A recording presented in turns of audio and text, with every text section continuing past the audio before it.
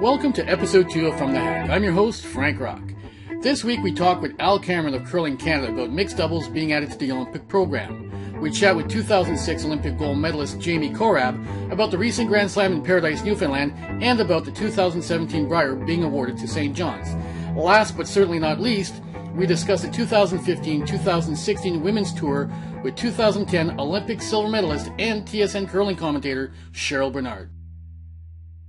With the recent announcement that mixed doubles would be a medal sport at the 2018 Winter Olympics in South Korea, I caught up with Al Cameron, the Director of Communications and Media Relations at Curling Canada, who shared with me that adding mixed doubles to the Olympics has been in the works for several years and that Canada has played a leading role. Mixed doubles curling has actually been around for quite some time, but rarely on this side of the Atlantic Ocean. It's definitely a discipline that's been played in Europe, particularly in Scotland, but not necessarily in the format that we know now.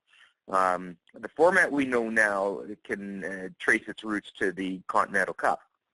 Yeah, it was introduced at the 2002 Continental Cup in Regina, and actually was tested out before that. The concept was thought out by Warren Hansen and Neil Houston and initially tested in Calgary. They brought some club curlers out and experimented with a variety of formats, leading to its use at the Continental Cup, and that was kind of the end goal at the time. But certainly Warren Hansen, being the visionary that he is, certainly did see the possibilities long-term of this, and certainly it was an easy sell to the World Curling Federation. They were on board with the Continental Cup at the beginning, and the idea kind of took off from there. So it does trace back to the Continental Cup, and in terms of its introduction as an Olympic sport, the push started in the mid-2000s as the World Curling Federation approached the IOC about this, noting that there were some obvious benefits. Obviously, mixed gender events are kind of unique at the Olympics, so that had some appeal. The fact that you didn't have to build added facilities, you didn't need added officials, all of it fits into the existing Olympic schedule with one curling facility. That had benefits, and all of the above. Plus, more TV inventory, and curling is beloved by broadcasters because it's not weather dependent. So that's why it's always a hit at the Olympics and well exposed as well. Although the International Olympic Committee was open to the idea of adding mixed doubles to the Olympics curling schedule, they required proof that there was enough interest in the international curling community to justify its addition as a medal event. Oh, but the IOC said, okay, well, listen, we support the concept, but we need some more proof that countries are going to take part in this. And at that time, of course, there was no World Championship, so that was the first step. It was introduced as a World Championship in 2008, and then just kept expanding from there. And finally, the formal push began last year with the presentation to the IOC, and of course in June, that's when it was formally approved for the 2018 Winter Olympics in Pyeongchang, South Korea. So a lot of work done by the World Curling Federation with a great deal of support from Curling Canada.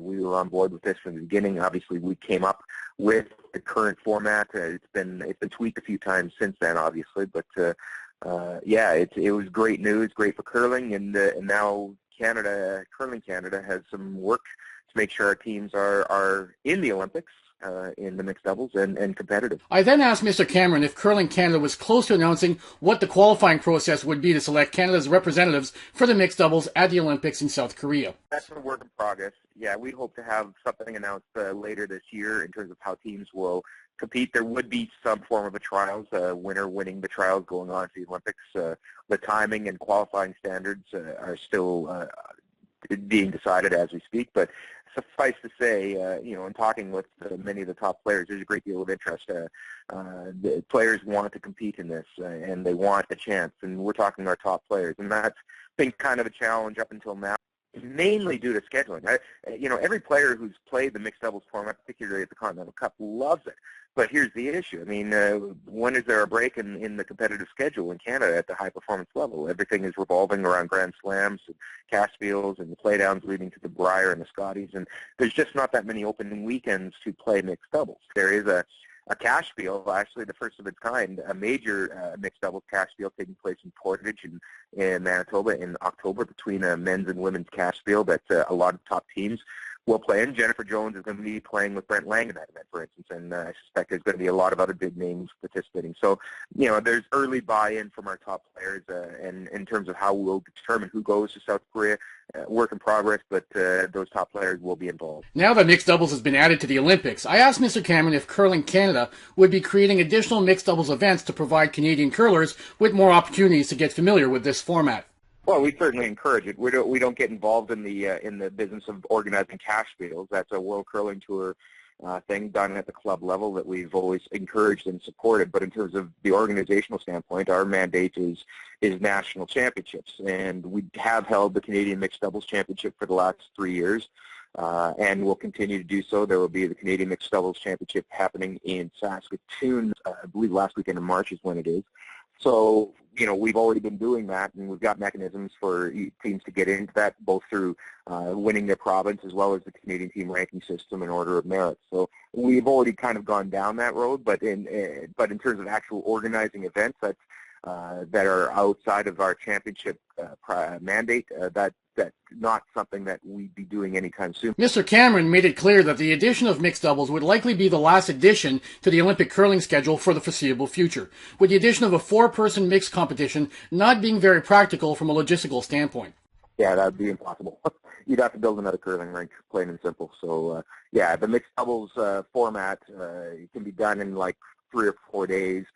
When you add the curling traditional team round robin, there's just no space in the schedule, and the IOC is not about to add another curling rink into the mix. So traditional team won't be an Olympic sport anytime soon that I can see. Curling Canada provided a big boost to mixed doubles in Canada when they named former Canadian and world champion Jeff Stoughton as its mixed doubles programming director. Mr. Cameron believes that Mr. Stoughton is ideally suited for his new role. Well, breaking news, Jeff Stoughton's a really good curler. So when he's asking to be involved in some way, shape, or form, we're going to bring him in and we're going to put him to work. And the fact that he was interested in the mixed doubles format, and again, he played it at the Continental Cup, that excited us a great deal. And I think it sends a pretty powerful message, not only to the curlers in Canada, but around the world, that we are taking this extremely seriously. So, Jeff is going to be working with our director of high performance, Jerry Peckham, as well as our national mixed doubles coach, Jimmy Waite. And they are basically mapping out our route to South Korea and making sure that we are in the best possible position to compete for a medal in South Korea. And, he's got a vast database of knowledge. He knows the game inside and out, obviously being very adaptable. So in terms of, adjusting his thinking from traditional team to mixed doubles, I don't foresee a huge problem, just because he's got such a great analytical mind. And I think, it's a huge resource for this country to have Jeff Stoughton involved and focused, like the rest of us, on winning medals at the Olympics. With the recent announcement that the Tim Hortons Brier would be hosted in St. John's, Newfoundland in 2017, and with the first Grand Slam of the year having taken place just down the road in Paradise, From the Hack caught up with 2006 Olympic gold medalist and Newfoundland native Jamie Korab to discuss both the event and the announcement. The Grand Slam event in Paradise, Newfoundland was the first Grand Slam divided between Tier 1 and Tier 2. We asked Mr. Korab how curlers enjoyed the tiered system. Well, as a player, coming off a couple of years off and our team not having a lot of points being on a team, it was great for a team like us to get on arena ice, because typically James Gradden, my skip out in New Brunswick, typically the first time he plays on ice, arena ice, is at the Brier every year. So for a team like us, it was amazing to get on that type of ice and experience it. For a lot of the other teams, points is a big thing. Cotter, has been at the last 2 Briers. Marquine, who was at the Brier last year for Ontario, he was there. So there were some really good teams in there that, unfortunately, the top 15 men's teams in the world are that good. It's tough to get enough points to get in. So from a player's perspective, it was awesome. And I hope they do it again next year. I would say over half the field had never played in a slam before on the men's and women's side. So it was great from that aspect. The players on the Tier 2 liked it. The only thing, the arena that they had was great. It was for both arenas. For the Tier 1, there was a lot of seats and a lot of fans because they sold tickets there. But the only downfall of it for the Tier 2 people is, obviously, when people showed up, they want to see their Brad Guzzius, their Jacobs, their Holmans, their Jen Jones, Eve Muirheads. So everyone always went to the Cheryl one. So, we never had a lot of fans, which, didn't bother most players. We just wanted to get on that ice. We also asked Mr. Korab if the Tier 2 event achieved the goal of providing younger teams with experience against quality opposition while playing on arena ice. I think actually the Tier 2 event did that. Normally when you've got these Grand Slam events like the one in Truro and the one in Toronto and the rest of the places where they're having them, one thing that the Slam has done over the last 10 to 15 years is the good teams got even better. If you look at, years back, there were some teams that won the Brier that didn't necessarily do well on tour, or even at the first few years of the Grand Slam 15, 20 years ago, you had people winning Grand Slam events that weren't household names, had never been to a Brier. You look at it now, and, the teams that are that good, like your Guzhus, Jacobs, McEwens, they're going to beat these other teams, say, that were in some of the teams that were in Tier 2 or your other aspiring teams. They're probably going to beat them 49 times out of 50, whereas years ago, it was a little more on an even playing field. So if anything, the Grand Slam has made the good teams better because they're always on arena ice. They're always playing the top teams, and you've got to get better. To get better, you have to play better. So what this Tier 2, in my opinion, has done to these, Tier 2 teams in that don't get on this ice, and they get to experience it. Now, no, they're not playing against the top, say, 15 teams in the world, but, they are playing against the Cotter and the Keens, and there was a couple teams from Scotland. It was their Brewster. I mean, he Olympic bronze medalist. Korab went on to say that there were several opportunities throughout the year for younger teams to play top-tier talent in non-Grand Slam events. The Grand Slam events are for the top teams, but you've got probably, I'd have to add it up, but between 30 and 40 spiels throughout the season. They're not Grand Slam events, but the World Curling Tour events. For argument's sake, this weekend, Brad won. I think it was in Cornwall. So you had teams there, Jean-Michel Menard, who doesn't play a ton, 2006 Brier champion, teams like that are there, and there were some younger teams there, teams that I'd never heard of playing in this event. So there are events that teams can go to. It was during the Grand Slam event in Paradise, Newfoundland, that word got out regarding Curling Canada's decision to host the 2017 Brier in St. John's. It's just amazing here. I found out on the weekend, and I tweeted it, Facebooked it right away, and it got shared and liked about 500 times. Everyone I've talked to, curlers, fans, even a lot of the Tier 1 and Tier 2 curlers, at the Grand Slam event, when we talked about it, everyone loves coming to Newfoundland. Most people, even non-curlers right across Canada, you talked about Newfoundland, and most people say, they've always wanted to come and needed an excuse. So, for anyone listening, if you ever need an excuse to come to Newfoundland, I mean, the Brier is going to be it. We've got a stadium that's probably only around 15 years old. It's an amazing facility. The convention center, which there's a catwalk right across the street from the arena. That's where the Brier patch is going to be. That's actually under renovations right now to make it bigger. And from the arena to George Street, which is probably one of the most famous streets in Canada, that's a stone throw away from probably the 10 hotels and the arena. So it's all going to be centered downtown. Mr. Korab went on to remind us that St. John's had successfully hosted the Scotties Tournament of Hearts in 2005. It was very well attended. It went over amazingly. I was actually the mascot, Scotty's little softie, at that Scotties. So I'm hoping to be playing in this Brier and not the mascot. We then discussed whether players would like the Brier to be hosted in smaller communities more often. Yes, as a player, I mean, sure, but love to, being able to play in front of, your hometown fans would be great as any player. So from a player's perspective, sure, but, the big thing with curling is, with Curling Canada, it is a business. And with the exception of the Olympic trials, which is only every 4 years, the Brier is probably their biggest moneymaker. It would be great to go in a smaller place, but I think at the end of the day, it comes down to dollars and cents. Over the last several months, there have been several reports coming out of Nova Scotia in particular in reference to how ice conditions during playdowns last year may have contributed to the province's relegation at the Brier. Mr. Korab indicated that the only real way to get used to arena ice is to play in events during the year that have arena quality ice. I don't see any correlation in the quality of the ice, say at the provincials, in them not being ready for the Brier. You get ready for Brier ice by going out and playing in events. I know there's not a lot on the Grand Slam, but there's a lot of spiels you go to. I know Cornwall spiel, typically that's shorty. That ice is very quick and very swingy. So there is a lot of tour events out there, and some of them are arena events that you can go and play in, and that's where you get your experience and get used to playing on arena ice. However, Mr. Korab did indicate that ice conditions can definitely have an impact on top-tier teams participating in provincial playdowns. Here in Newfoundland, they kind of rotated around at different clubs that, to help grow the sport. And unfortunately, some of the clubs they go to, say for a team like Brad, the ice isn't isn't, Grand Slam ice. And I'm not saying, some people could be listening and say, oh, well, they're spoiled and whatnot, because I've heard all those before said to me. But, we're not looking for perfect Grand Slam ice when we go to provincials. You're just looking for ice that's consistent, with a little bit of curl, and it's a decent speed. From the Hack asked Mr. Korab about an incident that happened at the end of the women's final at the Tour Challenge Grand Slam, when the Tirinzoni team from Switzerland were exuberant following a miss by Rachel Homan, which handed the game to the Swiss team, a reaction which got a lot of attention on social media. As soon as I seen it, the first thing I said to my wife was like, that's awesome. I was like, I really like Rachel, and she's an amazing curler, her whole team. And the reason why she's so good is the highs aren't too high and the lows aren't too low. But if Rachel made or missed that shot, her reaction is probably the same. Whereas Tetrazzoni, who doesn't have a lot of wins under her belt, gets out there and wins. Unfortunately, it was on a loss, yes. But to see that excitement, I think curling needs more of that. There was nothing malicious in it. They were genuinely that happy that they won. So if someone thinks it's sour grapes or that they're celebrating on a loss, then to me that person's never played really, really competitive sports, because if you had, and you're that excited when you win, I think we need more of that.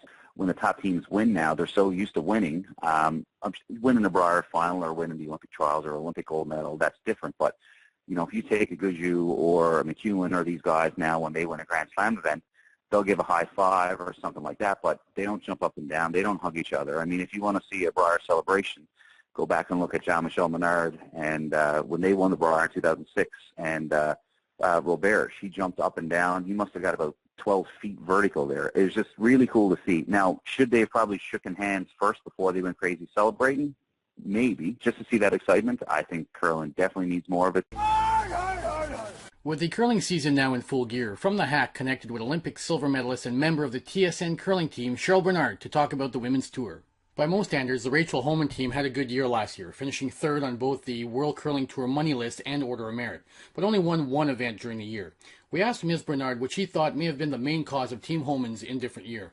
I think it was a combination of they lost their longtime coach, Earl, and then they also got a new player in Joanne Courtney. And, you like to think that's going to be an easy transition, but two things, one change is a lot to deal with, but two, it can be a lot for a team. And I think you just saw them last year trying to find their way as the four of them as a new team. And so I think you're going to see, well, we've already seen already this year, the Homan team we're used to. And so I think last year was just a learning year for them. According to Ms. Bernard, no matter how good a new player might be, group dynamics often have to be worked out before a team hits full stride. Yeah, and I think that's the part I find so fascinating, because it's one of those things you have to get used to a new player, and the player has to get used to the team. And so it's kind of learning when to speak up, when to, to sit back a little bit. It's learning what you can contribute to get the best out of the other players on your team. It's learning what that team needs to do for the new player. When they didn't have a coach, and the coach is the person, I think, that facilitates those conversations after the game. The coach will sit down and kind of prod the team to talk about, why did this happen, and what did you do this for, and how did you feel out there? And so, with Homan having two changes, I think that was kind of what they had to work through last year to get used to each other and comfortable. This year, Chelsea Carey will be skipping her third team in 3 years. We asked Ms. Bernard if she thought that taking over the team formerly skipped by Heather Nedwin was a good fit for Carey. Yeah, I mean, you just never know. Chemistry is one of those unknowns, and it's tough to figure out. And, I think she came to Alberta to work with the team from Edmonton, and I think, Laura Crocker and those guys, great players. Obviously, the fit wasn't as good as they liked, and fair enough, move on to a new team. And I think this might be a real good fit for her. Amy's got years of experience, and I think that'll be really good for Chelsea. And so hopefully she settles in with that team, and they start to build on that, because the biggest thing, I think, with teams is you need to get some years behind you. You need to get that, you need to get some wins together, and you need to get some losses together, and you can only do that by playing together for a few years. Replacing Carey on her former team is two-time World Junior champion Kelsey Rock. We asked Ms. Bernard if she thought that Rock's experience at the World Junior level was enough to allow her and her team to be competitive from the outset on this year's Women's Tour. Her junior experience and her 2 world championships under her belt as a junior, I don't know that you can ask for much more than that. There's many senior skips out there that don't have that, on their resume. So I don't think there's going to be any issue with her settling into women's, and I think it was a great move for her to join a younger team, but one with some experience in the ladies field. And we've already seen, you know, I looked at some of their numbers and some of their statistics for a couple of the slams, seen some great numbers from them. I think they're still feeling each other out and trying to, you know, get used to what they each need to do and how to ice new players. That's always a trick with a new team. So, yeah, but I think you're going to see some good stuff, and they're going to give, you know, everybody in Alberta a definite run for that provincial spot. We could not discuss women's curling in Canada without touching on a Jennifer Jones team. We asked Ms. Bernard if she felt like the Jones team is now firmly in place as one of the greatest women's curling teams of all time. Oh, absolutely. I don't even know if there's a discussion anymore, really.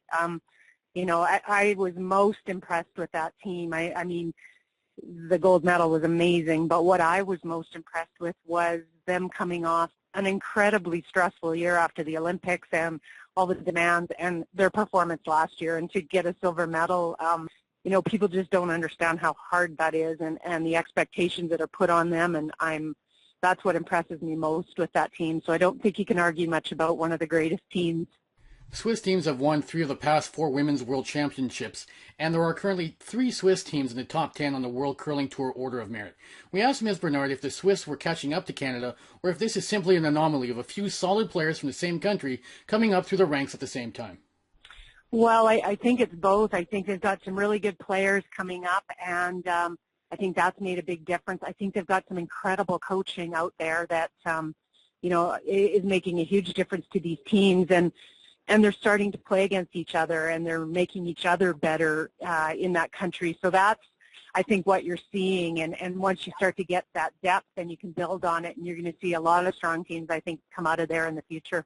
By any account, Eve Muirhead of Scotland has had a great career so far, but there seems to be an underlying feeling from many in the curling community that the Muirhead team still hasn't completely gelled and completely met the high expectations for the team after their stellar junior career. Ms. Bernard thinks it's just a matter of time. Yeah, I mean, I think they've done incredible things so far. I tend to agree with you a bit. I think we all kind of look at her and expect more, but she is just 25, and you know, sometimes that just takes a little bit of time to get settled into the winning and learning how to win and learning from losses. And I think once that starts to happen at this young age, she's got so many years ahead of her that I think you will see some incredible stuff from her, and we already have. So, you know, it just might take a little longer for her. It might be finding the right players. She had to replace her lead this year, so that, again, is an adjustment. So we'll see. You know, I think we're going to see great things from her. It just might be a little more in the future. With the recent announcement that mixed doubles is now an Olympic medal event, Ms. Bernard was asked if she thought a curler could play both the team and mixed events at the Games and be successful. You know, it's going to be that's a tough question to answer, because I'm a little concerned that they won't be able to, and mostly because of the schedules of the tour and everything that they're playing in and getting points for the Olympics. It makes it tough to really do both. But that being said, they may look at doing it, putting, you know, a mixed doubles team in last minute and giving it a shot that way, which I think is going to be great. But I also think what it does, which is, I think, the better part about the mixed doubles, is it may open the doors for some players that don't play on the tour, that maybe don't have the time for that kind of a commitment, but they want to have a shot at an Olympic possibility. So you never know. There may be some mixed doubles teams that say, this is my chance, and I'm going to work really hard at mixed doubles. And so we could see a different group of curlers, you know, in that event. That's it for this week's From the Hack. Join us next week for interviews with current Canadian men's champion John Morris, two-time world junior champion Kelsey Rock, and Armin Harder, CEO of Europe's Curling Champions Tour. Before I let you go, I'd ask you that you share this episode with all of the curling fans you know, and feel free to leave us a comment with feedback or ideas on players, events, and other curling issues you'd like to see discussed. I'm Frank Rock, and this was From the Hack.